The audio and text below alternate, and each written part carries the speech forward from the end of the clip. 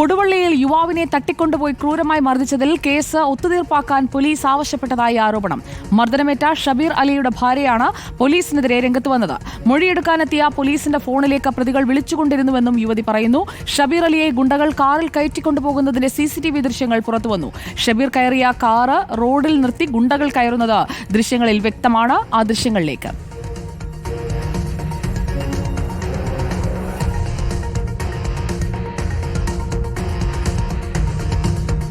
മർദ്ദനത്തിൽ 10 പേർക്കെതിരെ കേസെടുത്തെങ്കിലും അറസ്റ്റ് ചെയ്തിട്ടില്ല.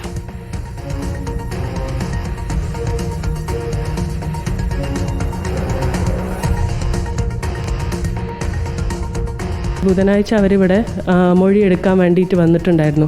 അപ്പോൾ ആ സമയത്ത് ആദ്യം തന്നെ അവർ പറഞ്ഞത് സിമ്പിളാക്കി ഒത്തുതീർപ്പാക്കിക്കൂടെ എന്നുള്ള രീതിയിലായിരുന്നു സംസാരിച്ചിട്ടുണ്ടായിരുന്നത്. വിശദമായ രീതിയിലുള്ള പരാതി കൊടുത്തിട്ട് പോലും അവരുടെ ഭാഗത്തുനിന്ന് ഒരു രീതിയിലുള്ള ആക്ഷനും ഉണ്ടായിരുന്നില്ല. ഫർദർ എൻക്വയറിക്ക് വന്ന സമയത്ത് എൻ്റെ മൊഴി എടുത്തുകൊണ്ടിരിക്കുന്ന സമയത്ത് ഈ മൊഴി എടുക്കുന്ന ആളുടെ ഈ പോലീസുകാരൻ്റെ ഫോണിലോട്ട് രണ്ടാം പ്രതി വിളിച്ചുകൊണ്ടിരിക്കുന്നുണ്ടായിരുന്നു. അപ്പോൾ ആദ്യം വിളിച്ചപ്പോൾ തന്നെ ഞാൻ ആ പേര് ശ്രദ്ധിച്ചു. കാരണം കമ്പനിയുടെ പേരടക്കിയിട്ടാണ് അവർ എഴുതി വെച്ചിട്ടുണ്ടായിരുന്നത്. അപ്പോൾ അയാൾ പെട്ടെന്ന് ആ ഫോൺ അങ്ങ് തിരിച്ചു വെച്ചു. അപ്പോൾ ഞാൻ എൻ്റെ ഹസ്ബൻഡിൻ്റെ അടുത്ത് പറഞ്ഞു ഇവരിങ്ങനെ വിളിക്കുന്നുണ്ട്. എൻ്റെ ഹസ്ബൻഡ് കരഞ്ഞുകൊണ്ട് പറഞ്ഞു നിങ്ങൾ നീതി കിട്ടൂല എന്നുണ്ടെങ്കിൽ നിങ്ങൾ ഞങ്ങളുടെ അടുത്ത് ഈ ഒരു രീതിയിൽ നിൽക്കണ്ട, നിങ്ങൾ നിർത്തിക്കുക, നിങ്ങൾ പൊക്കോളി എന്നൊക്കെ പറഞ്ഞപ്പോൾ അവർ പറഞ്ഞു അത് അങ്ങനെ വിളിച്ചതല്ല. അങ്ങനെ അവർ കുറേ രീതിയിൽ നമ്മളടുത്ത് നോക്കി. VS രഞ്ജിത്ത് നമുക്കിപ്പം VS രഞ്ജിത്ത്, ഇപ്പോൾ ഈ പ്രതികളുമായി പോലീസിനുള്ള ബന്ധം അത് മൊഴിയെടുക്കുന്നതിനിടയിൽ പോലും പ്രതി പോലീസുകാരന്റെ ഫോണിലേക്ക് വിളിക്കുന്നത് കണ്ടുവെന്നാണ് ഇപ്പോൾ ഷബീറിന്റെ ഭാര്യ പറയുന്നത്. ഇതൊരു ഒത്തുകളിയായി മാറുകയാണോ? ഇത് ഒത്തുതീർപ്പാക്കുന്നതിന് പോലീസ് മുൻകൈ എടുക്കുന്നത് എന്തുകൊണ്ടാണ്?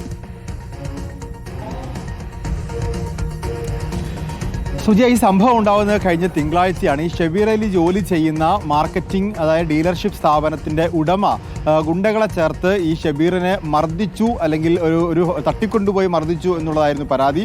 ഈ ഷബീറും ഈ ഉടമയും തമ്മിലുള്ള ശത്രുതയാണ് അതിൻ്റെ കാരണം. ഷബീറിനെ തട്ടിക്കൊണ്ടുപോകാൻ ഉടമയും ചില കാരണങ്ങളൊക്കെ പറയുന്നുണ്ട്. ഏതായാലും ഈ തട്ടിക്കൊണ്ടുപോയി ക്രൂരമായി മർദ്ദിച്ചു എന്നുള്ള കാര്യം ഉറപ്പാണ്. ആ മർദ്ദിച്ച ശേഷം അദ്ദേഹത്തിൻ്റെ ശാരീരികമായ അവശതകൾ നേരിട്ടതിനെ തുടർന്ന് ആശുപത്രിയിൽ പ്രവേശിപ്പിക്കുകയും ചെയ്തിരുന്നു.